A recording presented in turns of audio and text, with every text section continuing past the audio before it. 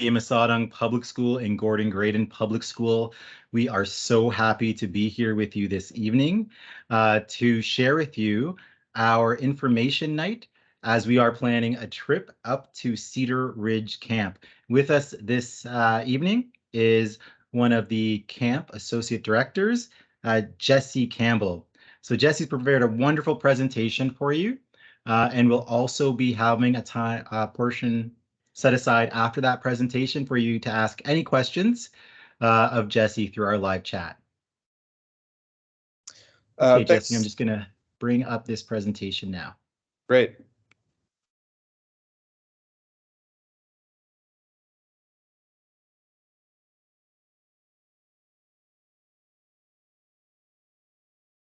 Okay.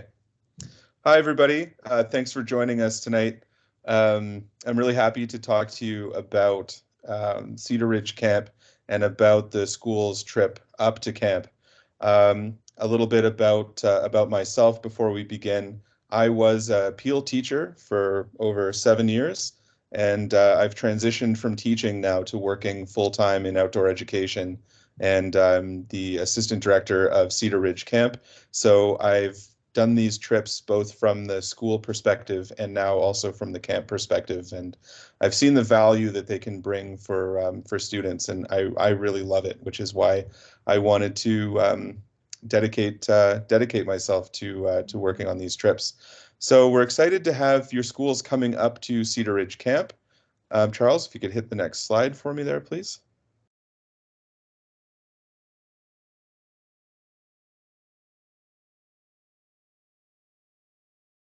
Great. So some reasons why you might send your child to camp. So camp is a great spot to get outside and be active. A lot of the time, we find now that students have a lot of screen time between, computers in classes and phones and tablets at home and so on. Camp is a great place to be outside, exercise different muscles, exercise different thinking processes than we might do in the city. It's a great place to learn new skills, all kinds of outdoor skills and communication skills and interpersonal skills can be worked on at camp. You can improve leadership and teamwork skills. There are a lot of activities that we do at camp that focus on those. And it's a great way to meet new people and have fun. So that could be new people from different schools, and that could also be new people from your own school who you might not have had an opportunity to get to know in class. Okay, next slide. So an example of what your child would do at camp. So this is a sample schedule. So at 8 o'clock, we would have wake up, and the wake up bell would go at 8 o'clock. And so at that point, campers and students are welcome to go outside and use our sports facilities like the basketball court or slowly get out of bed. We also do an 8 o'clock polar bear swim, which means jumping into the lake at 8 in the morning. It is a little bit cold, but a lot of people love doing that. It's a great way to wake up and feel refreshed for the day. Breakfast is served at 8:30, and then we would start the activity rotation at 9:30. So at 9:30, they might have archery, and then at 11, they could have high ropes. 12:45 is lunch. 2 o'clock, we would continue the activity rotation. They might have something like canoeing, and then at 3:30, fire building. At 5 o'clock, after the activity rotation is done, students have free time to explore around camp together or to try an activity that they've been wanting to try and haven't done yet if it's open, and to sit and talk about their day, play cards, read, any of those kinds of activities. Dinner is served at 5:45. And then at 6:30, we have an evening program. So evening program is usually an activity or a game that we do with everybody together as a big group, whereas the activity rotation like archery, high ropes, canoeing, fire building would be done in smaller activity groups. Evening program is done all together. At 8:30, we would have a campfire. We end every day with a campfire, so that's an opportunity to gather, talk about how the day went, maybe share some songs, some stories. And then at 9:30, by 9:30, everybody is done with that and off to their cabins for bed. All right, so some activities that we have up at camp. There is the Voyageur canoe. That's where we put lots of people together in one canoe. Okay. Rock climbing, we have a climbing wall. So students would be learning to put on a harness and helmet and tying into our rope system. Kayaking, so kayaking skills, safely getting into and out of a kayak and paddling across the lake. Archery, so how to safely and properly use bow and arrow, scoring systems, and then possibly shooting at some different kinds of targets. Archery is usually really popular. Fire building. So this would be things like safely and responsibly gathering firewood, and then how to build a fire, how to start it, and then how to keep it going. This can be challenging depending on the weather. So if it's wet weather, it could be an added challenge of how to harvest dry wood. And this is a great team building challenge as well if you're doing this in teams. Canoeing, one of the most fundamental activities that we have at camp.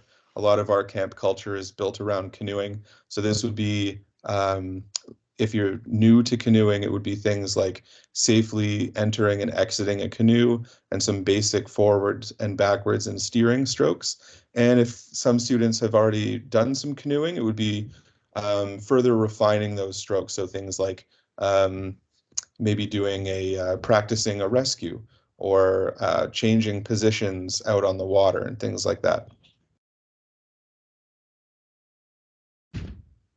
Mountain biking, we have lots of nice trails here at camp, and we have bikes here at camp. So students would get an opportunity to bike. It's a great place for a student to try biking if they don't know how to ride a bike. We've got a nice flat surface right by our biking shed where students can try biking for the first time if that's a new activity. Okay. Our vertical playground is right beside the climbing wall. It's another climbing challenge with harness and helmet and rope system.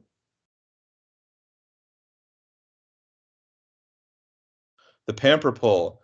So this one is new at this time last year. This is a challenge where students would climb up the ladder that you can see on the bottom right of your screen. They'd climb up the ladder and then up the pole and out onto the platform. And then the objective is to jump off of the platform and touch or grab the red ball.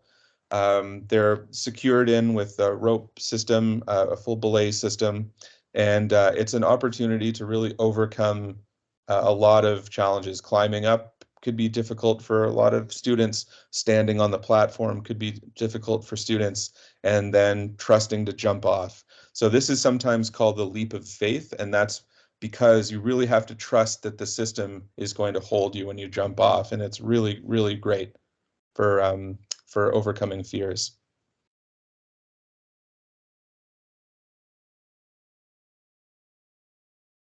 Leadership and team building. As I mentioned before, camp is a great place to work on things like communication and teamwork. We have lots of challenges designed for students to participate in.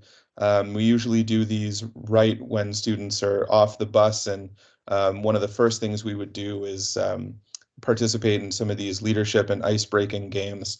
And it's all based on problem solving, communication, and having a good time.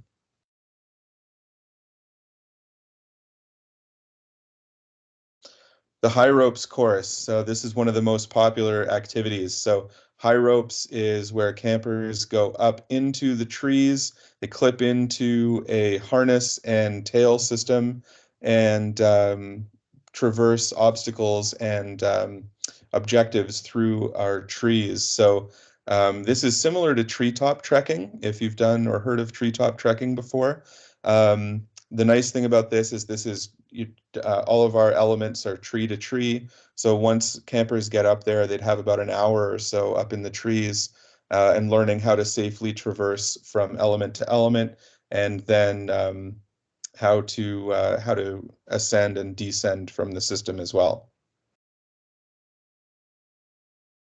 Our GPS is a teamwork and communication activity as well. So students would get either a traditional compass or a digital GPS device and would be working on finding objectives around camp based on sets of coordinates. So if you're looking at coordinates, you'd use the GPS to find the goal and then report back and tell the activity leader that the goal has been found using these devices. Sports and games, lots of stuff available at camp in terms of playing games and sports. We've got disc golf, we've got soccer field, we've got basketball court, and tetherball and things like that. So students are able to do these things during free time, or if they'd like to do it as part of an activity rotation, we could schedule in as part of an activity rotation. These are a great thing to just pick up and do with some friends around camp. Usually you don't have to wait for a camp staff member to just pick up a game and play it with your friends.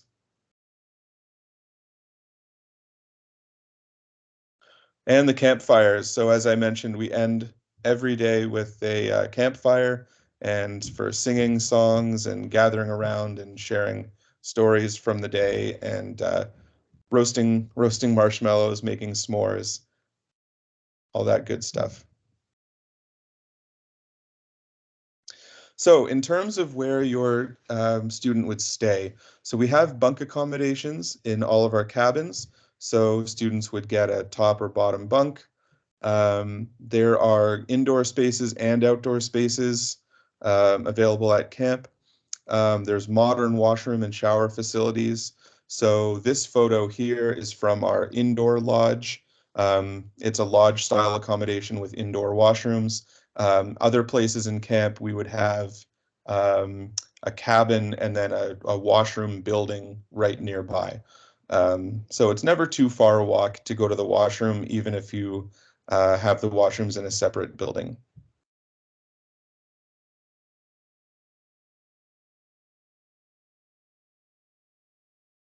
So this is a photo of our indoor lodge space.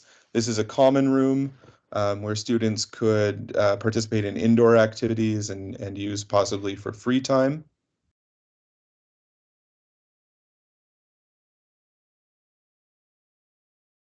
This is our dining hall that we would use. So all meals would be eaten on the upper level of this building. All meals and snacks are included in the camp fee. We do have the ability to accommodate for allergies and religious diets and vegetarians, gluten-free, lactose-free.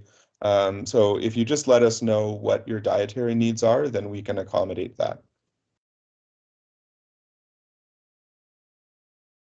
In terms of packing, we would give a complete packing list upon registration, and then we just ask that you check the weather before you come up. Camp, because we're outside all the time, camp is an environment where it is pretty important to check the weather. So if it's particularly hot that week, or if it's looking rainy, or so on. But we would give a packing list, and we can help with recommendations for packing. It's a good idea to bring a sleeping bag or a blanket, a sheet, and a pillow. My preference is to do the blanket, sheet, and pillow. I find that a little bit more comfortable than a sleeping bag. And if families don't have a sleeping bag, then there's no need to go and buy one. You can just use bedding that you already have. We really don't want families to need to go buy lots of things for camp. So it would just be, bringing what you have and then making sure that you're checking the weather to see what it would be like if it's going to be particularly hot or wet. Rain jacket or jacket to wear out in inclement weather is a good idea, and bringing a water bottle is a very good idea. Water bottles are very important at camp. We do a lot of activity during the day, and staying hydrated is incredibly important. So the camp environment, we are located in Bancroft, Ontario, actually just outside of Bancroft, Ontario. It's around 3.5 hours from Brampton. It's a 150-acre property, so lots of space to explore and walk around.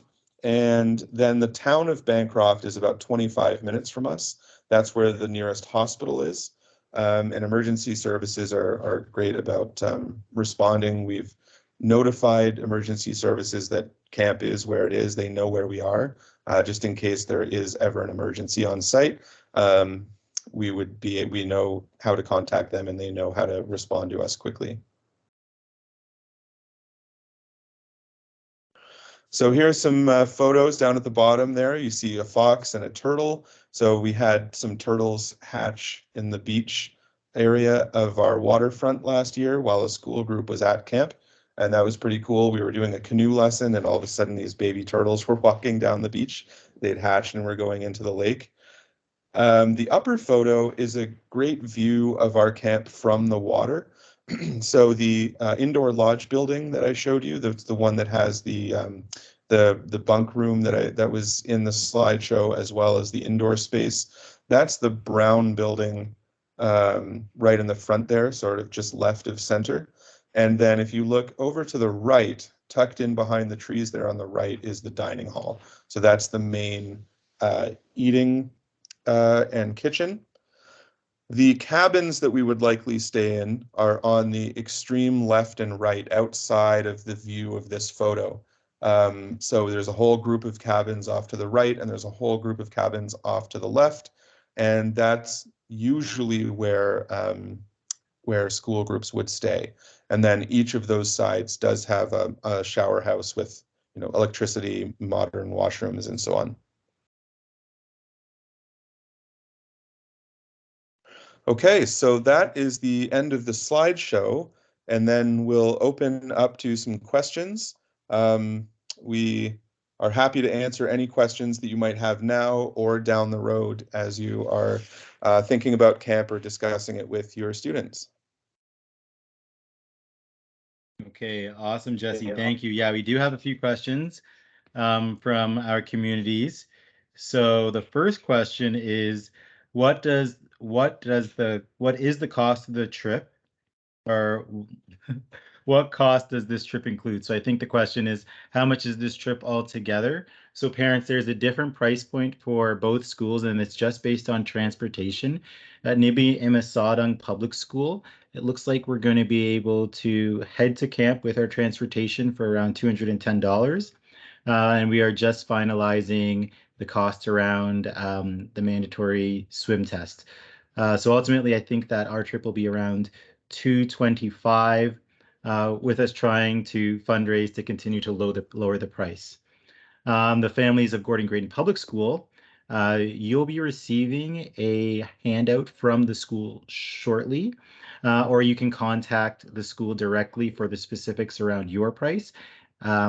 But it should be fairly close to ours, in and around the 210 to 250 range.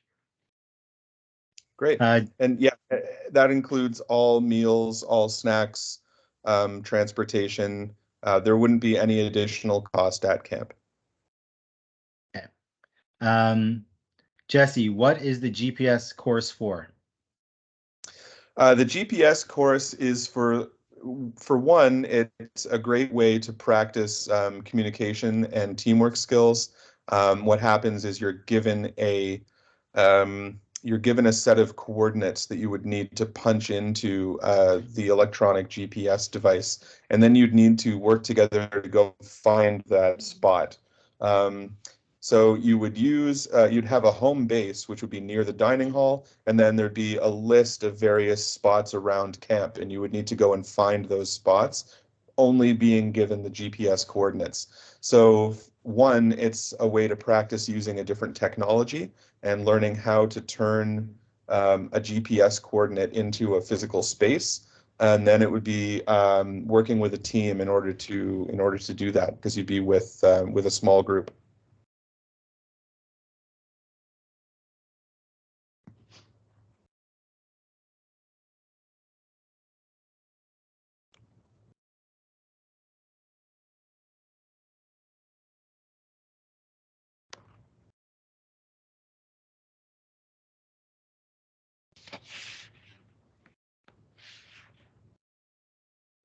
Sorry, I read the question and I was muted, folks. I'm very sorry about that. So Jesse, the picture of the bunk beds didn't show a railing on the top bunk. Can I assume there's a railing so campers don't fall off? Yes, so our bunks do have removable railings. So if you are on the top bunk, then we would have the removable railings uh, on the beds. Thank you. Are the girls and boys in separate cabins? Yes, they would be in separate cabins and they would be on opposite sides of camp. So when I described before from that waterfront picture where we have cabins on the extreme left and the extreme right of camp, that would be the boys' side and the girls' side. So not only would they be in separate cabins, they'd be in separate locations at camp. How long is the trip? The trip is 2 nights, 3 days. So it would be departing school on a Wednesday morning and then returning to school Friday, late afternoon, early evening. Do you supply bikes and helmets? Yes, we do. We have bikes of various sizes here at camp and helmets, so there is no need to bring any equipment.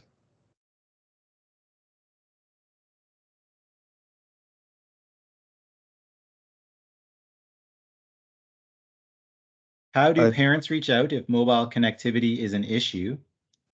Would it just be calling a landline? Would that not be a real issue if there isn't any other way? So yes, so that's a good point. Here at camp, we don't have any cell service. So cell phones, there's no data network to connect to, and there's also no Wi-Fi available for students on trips. So if your student does bring a phone with them on the bus, it's important to be aware that that phone would not be connected to any data or Wi-Fi once they're at camp. In terms of communicating with parents, what we often do is we encourage group leaders to email the participants just to say we've arrived, or we can send out a quick arrival message. And after that point, as a camp, we operate on a no news is good news basis. So that means that if we're not contacting you, then that means everything is fine. If you did need to get in touch with your camper while they're at camp, or if we needed to get in touch with you, then we would do that through our camp landline. We have two landlines at camp, in our main office and in our director's cabin, and we could use those to get to be in touch during the week if we needed to. Will both schools be on the same site together?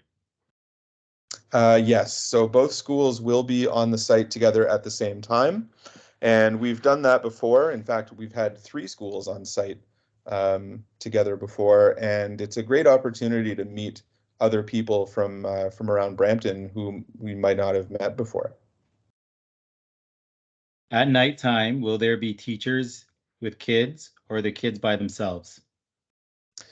So the teachers and camp staff do not stay in the same cabin as the students, but there would be teachers and camp staff nearby in different cabins. So um, they wouldn't the kids wouldn't be totally by themselves, but they would be in a cabin by themselves. But there would be an adult nearby in an adjacent cabin, or a cabin maybe 20 feet away, and then we always have people awake and around, just making sure that campers are settling into bed and are off to sleep before we go in for the night.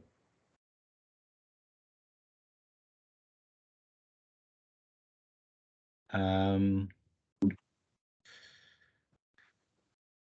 could you discuss safety at night in a little bit more detail? It's similar to what you just described, Jesse, if you want to give parents any more information. Okay. Yeah. So at night, what we often do is have we just stay awake and make sure that the campers have gotten back, brushed teeth, changed into PJs, and are in bed. We will often go just up to the door of the cabin and peek in and just say, make sure everybody's in bed. And then between the school staff and the camp staff, we make sure that an adult is awake and around the cabins for a little while the campers get off to sleep. We also make sure that all campers know where the staff cabins are nearby and know where the washrooms are. We leave the light on outside the washroom for easy identification. We leave lights on outside staff cabins. Often I leave my porch light on, so campers know where my cabin is. And that's the best way that we've found to make sure that students feel like they have a little bit of autonomy with going to sleep, but they know where help is if they need it at night. Are there any doctors or medical staff? We don't have doctors on staff at this time of year. We do have nurses during our summer sessions, but they don't start until later in June. We do have first aid trained staff on site, and we also have emergency services nearby if needed.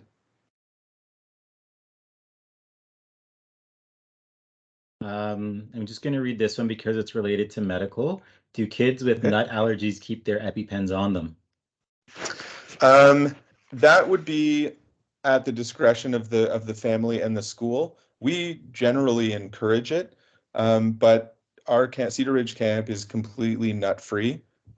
We have staff members, including myself, who are anaphylactic to nuts, so we don't have any nuts on site or involved in our menus, and that includes peanuts, almonds, cashews, pecans, pistachios, like none of that. We don't have any of those. So we encourage all families to let your school organizers know any dietary restrictions, including allergies, and pass that along to us anyway.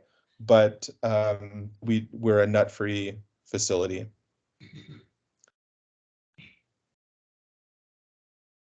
This is a question for, I guess, Allison and I. Is this trip open to the whole school or just specific grades? So I'm going to speak to how Nibia Masadang is going to be handling um, our campers bringing in permission forms. So we will be handing out the permission forms to every student, but we are going to be prioritizing our students in leadership associations at the school. So that's our student leadership club, that's our BSA, our ISA, our GSA, our boys group, our Helping Our World club. And then we are going to be opening up the trips to grade eights, grade sevens, and grade sixes in that order. Any other students, if there are more students after you've gone through that list that want to go on the trip, that's when we'll be opening up a wait list. And Nibia Masadang has space for 80 students to head up to Cedar Ridge this year. And I believe that Gordon Graydon has the same amount. So our next question, Jesse, is related to the cabins. Will you have a roommate? Is there an option to stay alone? Uh, do you get to choose who you bunk up with if possible? And how many kids will there be in one room? Okay, great. So you do have roommates. So cabins are generally anywhere from 6 to 8, sometimes maybe 10 campers per cabin, and you would have the option of choosing who your cabin mates are. We often leave the choice of cabin mates to each individual school, and so the schools can organize how they'd like to do that. But yes, you'd be in a cabin with a cabin of 6 to 8 other campers. We don't have enough space generally to have people stay alone. And it's a bit, it's nice to have other people in your cabin with you at night, especially. If you are a light sleeper or have some nighttime routines that you want to make sure that you continue at camp, I would recommend bringing earplugs. You can bring, favorite pillows and blankets and things like that are really helpful. And then making sure that you are linking up with people that you feel comfortable with in a cabin is really important. And if you do have questions about those things, that would be a great question for school leaders when you're making cabin groups. Thank you. The next two questions I'm just going to lump together, Jesse. My daughter's afraid of heights. Do you feel there is a balance of activities to keep her engaged as she was unlikely to do ones involving climbing up high? And do kids have to participate in all the activities? What happens if they don't feel comfortable or scared to do that activity? Okay, great. So we follow something at camp here called Challenge by Choice. Challenge by Choice means that we encourage you to challenge yourself and we encourage you to participate in all the challenges at camp, but you don't have to do it. You're not required to do it. We would like you to at least try, or we'd like you to take a look at what the activity would involve, but none of our staff are going to force you to do anything that you're not comfortable doing. So if you were not wanting to do, say a heights activity or a water activity, there are plenty of other things to do around camp in terms of exploration and sports and games and archery and the GPS courses and arts and crafts and things like that. So there is lots to do at camp that doesn't involve heights. Okay, we're coming to our last questions, and it's just around the camp itself now, Jesse. Um, One is, and I think you can answer them both at the same time, so I'll just give them to you both at the same time. How Okay. different is the summer from the winter program? And then what's the maximum number of students that are allowed on the Cedar Ridge campsite? So they are different. They're they're different in terms of the activities that we would do and the facilities that are available. So I'll address the summer first because these trips are scheduled to come in late May, early June. So in the summer, we have a maximum capacity of around 160 students. Generally, it's fewer than that. Usually, with school groups, we're around 120 to 130. Um, and that's not including any of our camp staff or any school staff that come up. So during the winter, we would stay in the winter lodge building. That's the one that had the photos earlier of the bunk room and the common space. And our capacity in the winter is closer to 60 students. In the winter, we would do things like cross-country ski and snowshoe. We have a neighbor nearby who does dog sledding, so we would have dog sledding happen and things like that. So the winter and summer experiences at camp are pretty different. Um, and it's a very different feeling around camp between the two in terms of the program and in terms of the facilities. Okay, well, that's all of our questions for Jesse and Cedar Ridge tonight. Thank you so much for answering so many. Thank you for taking the time You're welcome. uh, to sit down with us. Families, if you do have more specific questions, please reach out to your respective schools for more information, and we will be sending home those camp packages shortly.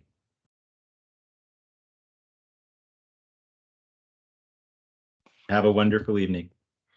Thanks, everyone.